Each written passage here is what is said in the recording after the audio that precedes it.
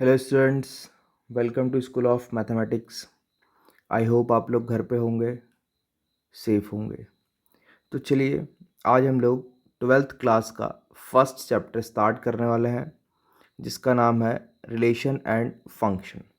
ठीक है, तो आई सजेस्ट कि अगर आप लोगों ने 11th क्लास का रिलेशन एंड फंक्शन नहीं पढ़ा है तो आप लोग पहले सेट थियरी से जा करके वो पूरा कंप्लीट कर लो। 1-2 घंटा 3 घंटा जो भी लगेगा, पर उसको पढ़ने के बाद क्या होंगे, आपके कंसेप्ट जो है वो अच्छे से क्लियर हो पाएंगे। ठीक है, और वैसे भी अभी आपका एग्ज़ाम नज़दीक है, तो आपको जितना ज़्यादा हो सके टाइम स्टडीज़ पे देना चाहिए और जो जो चीज़ें कवर अप करने को मैं बोल रहा हूँ कवर करनी चाहिए। तो चलिए स्टार्ट करते हैं। देखिए, रिलेशन एंड फंक्शन चैप्टर का नाम है, तो हम लोग रिलेशन से स्टार्ट करेंगे। तो रिलेशन जो है आपका वो क्या होता है, तो रिलेशन जो है आपका वो होता है, रिलेशन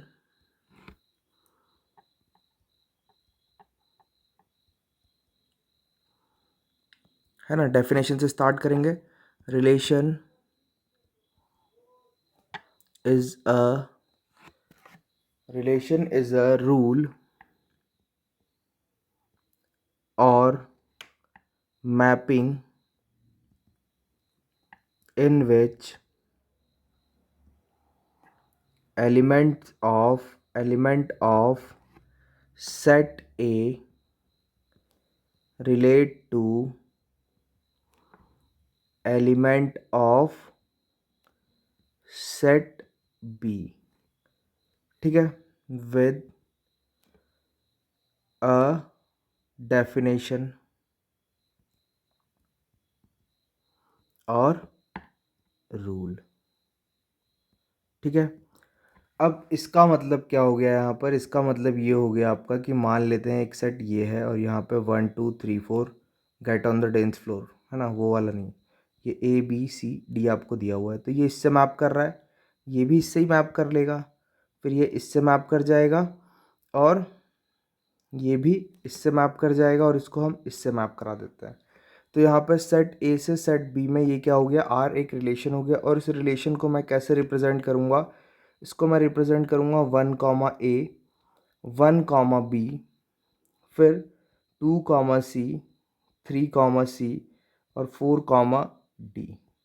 ठीक है, अब रिलेशन का जो है वो सिंपल मीनिंग, आप डेफिनेशन समझ में नहीं आया तो आप ऐसे समझ सकते हो कि जैसे राम लक्ष्मण का भाई है, ठीक है, तो वो क्या होगा, रिलेशन हो गया। मैथ में रिलेशन जैसे A is greater than B, मतलब 2 is greater than 1, 5 is greater than 3, तो दो नंबर के बीच में है ना, वो क्या करता है, दो नंबर को आपस में रिलेट करता है, तो वो एक रूल होता है, उसी को हम क्या बोलते हैं, रिलेशन बोलते हैं। तो वो एक डेफिनेशन की हेल्प से रिप्रेजेंट होता है और मैथमेटिकल टर्म में हम उसको ऐसे रिप्रेजेंट कर सकते हैं। ठीक है, बहुत आसान चीज़ है।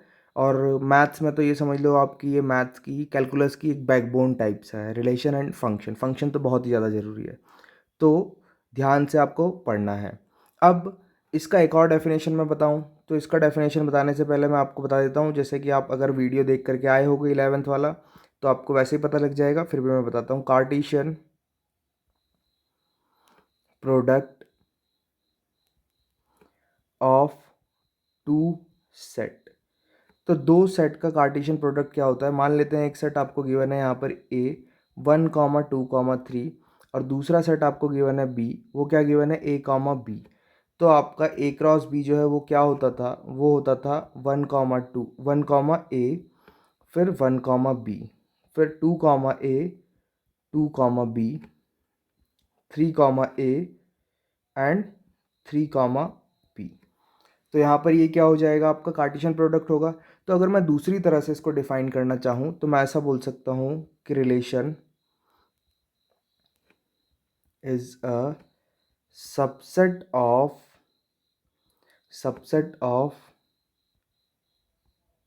Cartesian product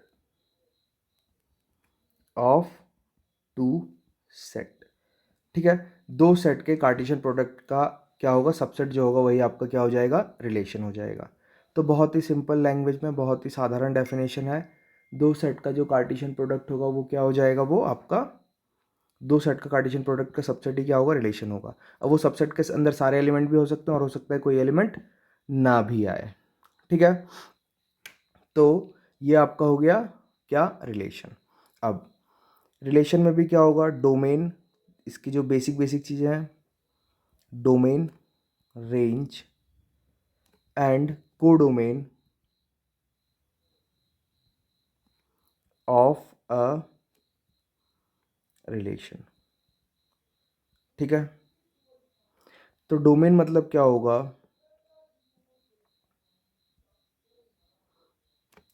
element of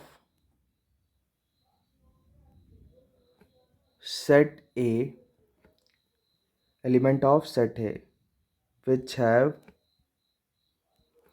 image in set B is known as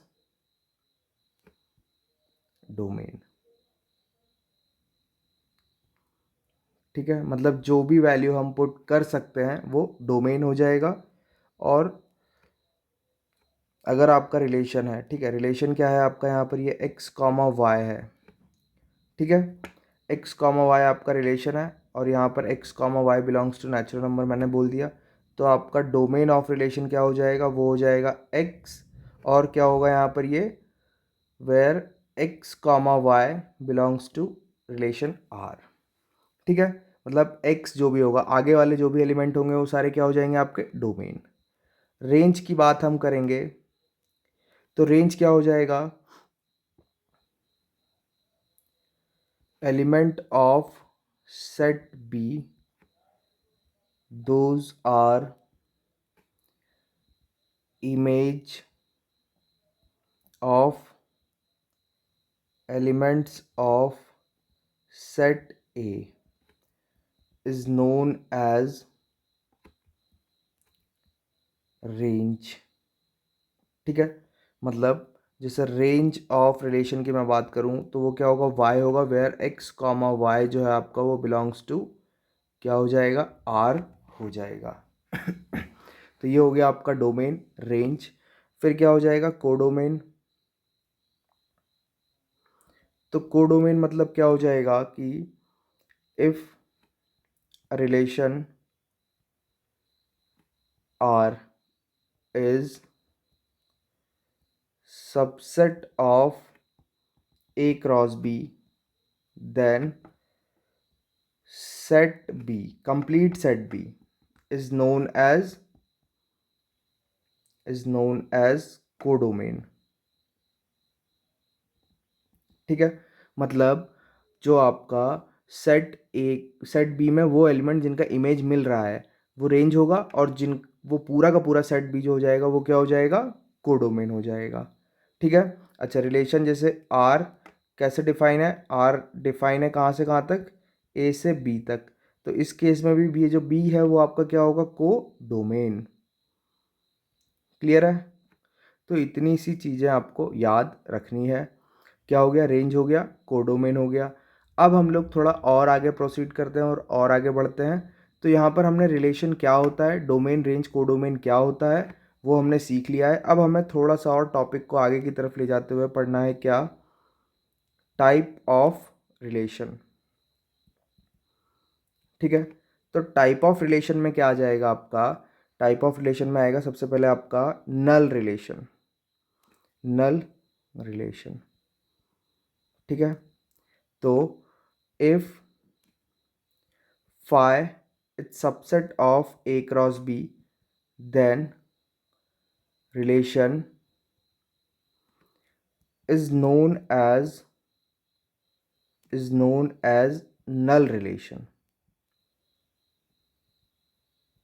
ठीक है, मतलब अगर किसी रिलेशन के अंदर कोई भी एलिमेंट नहीं आ रहा है ना, कोई भी एलिमेंट नहीं आ रहा है तो वो क्या होगा, आपका नल रिलेशन हो जाएगा। ठीक है, फिर उसके बाद इफ सेकंड नंबर हो जाएगा आपका यूनिवर्सल रिलेशन।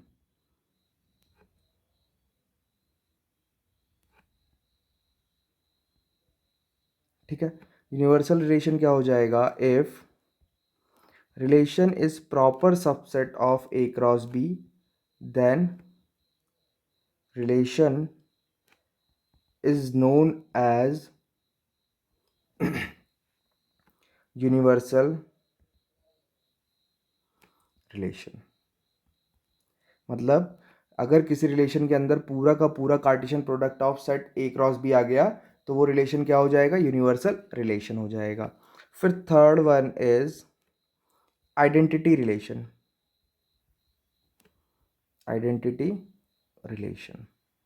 अब आइडेंटिटी रिलेशन मतलब क्या होगा, तो आइडेंटिटी रिलेशन मतलब हो जाएगा, देखो इफ एक रिलेशन आपको क्या दिया हुआ है, ए कॉमा ए दिया हुआ है ना, ए कॉमा ए दिया हुआ है, जहाँ पर ए कॉमा बी बिलोंग्स टू, आप कुछ भी रियल नंबर बोल दो या कुछ भी बोल सकते हो, तो जहाँ पे क्या हो, दोनों एलिमेंट सेम हो, मतलब ए बिलोंग्स टू रियल नंबर बोल देते हैं, तो क्या हो जाएगा, इस तरह का जो रिलेशन होगा वो क्या होगा, आइडेंटिटी रिलेशन। फॉर एग्जांपल अगर हमारे पास लिखा है 1,1, 2,2, 3,3, तो ये जो रिलेशन है आपका, ये क्या है, ये आइडेंटिटी रिलेशन है। ठीक है, दोनों एलिमेंट्स क्या होने चाहिए, सेम होने चाहिए, है ना, मतलब x is equal to Y is a identity relation. Okay, फिर आएगा आपका fourth, inverse of a relation या इनवर्स रिलेशन। ठीक है, तो अगर आपको बोला है इफ आर, वो क्या है, A comma B is a relation from set A to set B, then a relation from set B to set A is known as inverse relation। और उसको हम लोग कैसे रिप्रेजेंट करेंगे, आर इनवर्स, और वो क्या हो जाएगा, वो हो जाएगा बी कॉमा ए। ठीक है, तो इस चीज को भी आपको क्या करना है, ध्यान में रखना है। ये क्या हो गया आपका इनवर्स रिलेशन। अब क्लासिफिकेशन ऑफ रिलेशन, यहाँ से चीज़ें इंपॉर्टेंट होना स्टार्ट हो जाएगी और क्वेश्चन जो बनेगा आपका इसी टॉपिक से बनेगा। तो क्लासिफिकेशन ऑफ रिलेशन में क्या आ जाएगा आपका, क्लासिफिकेशन ऑफ रिलेशन में आ जाएगा आपका सबसे पहला number reflexive relation. Reflexive relation, तो क्या हो जाएगा रिफ्लेक्सिव रिलेशन, मतलब वो हो जाएगा if A comma A belongs to R, then relation is known as reflexive relation। ठीक है, क्या हो जाएगा, अगर a comma A belongs to R होगा तो जो आपका रिलेशन है वो क्या हो जाएगा, रिफ्लेक्सिव रिलेशन हो जाएगा। ठीक है, तो इस चीज़ को आपको बहुत अच्छे से ध्यान में रखना है। अच्छा, अब आप बोलोगे कि सर रिफ्लेक्सिव और आइडेंटिटी रिलेशन में डिफरेंस क्या है, तो वो मैं बताऊंगा। कौन रहा है, मैं बताऊंगा मैं। तो क्या हो जाएगा, जैसे 1,1, 2,2, 3,3, ठीक है, और यहाँ पर 1,3 ये लिखा हुआ है, तो ये क्या है आपका, ये जो रिलेशन है यहाँ पे 1, 1, 2, 2, 3, 3 है, इसका मतलब क्या हो गया, ये आपका हो जाएगा रिफ्लेक्सिव रिलेशन। ठीक है, बट नॉट आइडेंटिटी रिलेशन।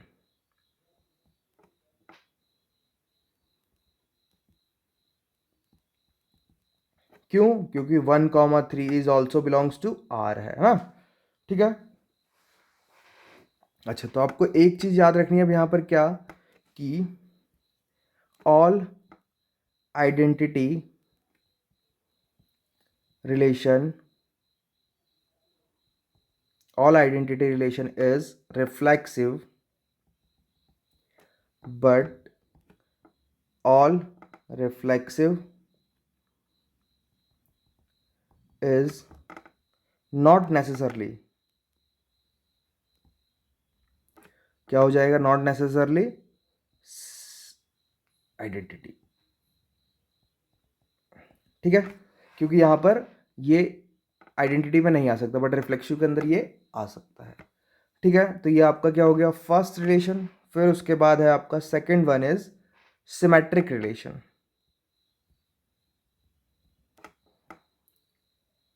तो सिमेट्रिक रिलेशन क्या होगा? तो सिमेट्रिक रिलेशन हो जाएगा आपका if a comma b belongs to R and b comma a is also belongs to R, then relation is known as symmetric relation. Symmetric relation, ठीक है। तो क्या हो जाएगा आपका यहाँ पर ये, जैसे आपका फॉर एग्जांपल मैं लिखना चाहूँ आर, क्या लिख दिया मैंने 1,1 1,2 2,1। तो ये आपका क्या हो जाएगा, ये आपका 1,2 है और 2,1 है। 1,1 है तो 1,1 ऑब्वियसली इसमें होगा ही सही। तो ये जो रिलेशन हो जाएगा आपका, ये क्या हो जाएगा, ये आपका सिमेट्रिक हो जाएगा, ठीक है। और साथ ही साथ ये रिफ्लेक्सिव भी हो जाएगा, क्योंकि 1,1 है तो यहाँ पर 1,1 इसमें आ तो रहा है। तो रिलेशन क्या हो गया, 1,2 और 2,1 होने के कारण सिमेट्रिक हो गया, और 1,1 है सिर्फ इसलिए रिफ्लेक्सिव भी हो गया, ठीक है। तो आपको ये नहीं देखना है कि यहाँ पे 1,2 आया तो 2,2 क्यों नहीं आ रहा है, वो नहीं, ठीक है। 1,1 आ गया मतलब ये इस रिलेशन का पार्ट हो गया, मतलब ये क्या हो गया आपका, रिफ्लेक्सिव भी हो गया, ठीक है। अब मैंने ऐसा थोड़ी बोला कि किसी पर्टिकुलर सेट के लिए है ये और ऐसा कुछ है ना, वो तो है नहीं। तो यहाँ पर ये क्या हो जाएगा, रिफ्लेक्सिव हो जाएगा। फिर उसके बाद थर्ड वन इज ट्रांजिटिव।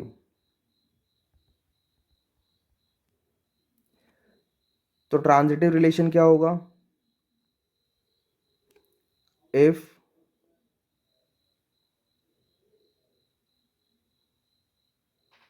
अच्छा इसमें एक चीज़ ध्यान रखना है ना, ये आपका रिफ्लेक्सिव नहीं हो पाएगा क्योंकि यहाँ पर 2,2 नहीं है, सेट के अंदर जो भी एलिमेंट हो वो होना चाहिए। तो यहाँ पर ये रिफ्लेक्सिव नहीं होगा, सिर्फ क्या होगा, ट्रांजिटिव होगा। अब हम लोग देखते हैं क्या, सॉरी रिफ्लेक्सिव नहीं होगा, सिर्फ सिमेट्रिक होगा। अब ट्रांजिटिव रिलेशन की बात करते हैं, तो इफ अ रिलेशन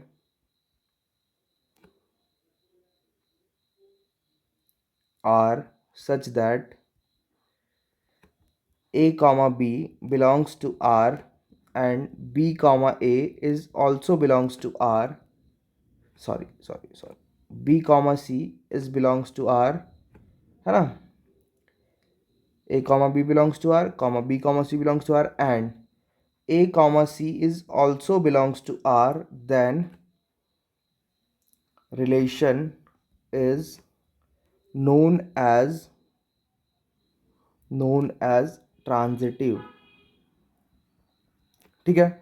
मतलब क्या हो गया यहाँ पर, जैसे फॉर एग्जांपल 1,2 2,3 और यहाँ पर मैंने क्या बोल दिया 1,3। तो ये जो रिलेशन है आपका, ये क्या हो गया, ट्रांजिटिव हो गया, ओके। अब इसमें आपको नोट पॉइंट करके एक चीज़ याद रखनी है, क्या कि इफ़ रिलेशन आपको दिया हुआ है यहाँ पर सिर्फ और सिर्फ 1,2, तो यहाँ पर क्या होगा, अब 2 किसी को ढूंढ ही नहीं सकता है, आगे 2 को कोई मिलेगा ही नहीं। तो मतलब ये क्या हो जाएगा, ये रिलेशन आपका ट्रांजिटिव होगा।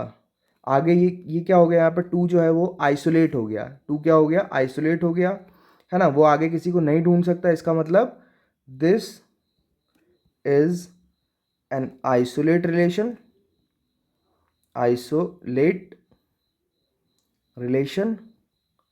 हैंस ट्रांजिटिव, ठीक है। तो ये आपको अच्छे से ध्यान में रखना है, ओके। अब हम लोग देखते हैं यहाँ पर क्या होता है, इक्विवेलेंस रिलेशन क्या होता है।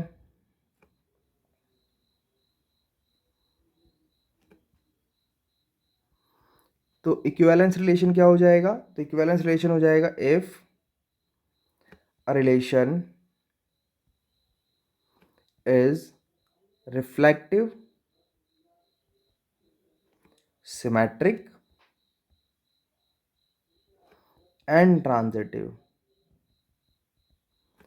then relation is known as क्या, इक्विवेलेंस रिलेशन, ओके। अगर कोई रिलेशन आपका क्या हो, रिफ्लेक्सिव भी हो, सिमेट्रिक भी हो, ट्रांजिटिव भी हो, तो उस रिलेशन को हम क्या बोलेंगे, इक्विवेलेंस रिलेशन, ओके। तो आई होप आपको ये चीज़ तो क्लियर हो गई होगी। तो ये आपके बेसिक बेसिक जो डेफिनेशन थे, टाइप थे, वो हो गए रिलेशन के, है ना।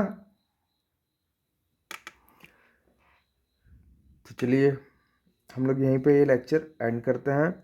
आप लोग इन सारे नोट पॉइंट को अपनी नोटबुक में नोट करना और इनको ध्यान से समझना। हमने रिलेशन के टाइप पढ़ लिए, क्लासिफिकेशन ऑफ रिलेशन पढ़ लिया। क्लासिफिकेशन ऑफ रिलेशन बहुत इंपॉर्टेंट चीज़ है, इनको आपको ध्यान रखना है।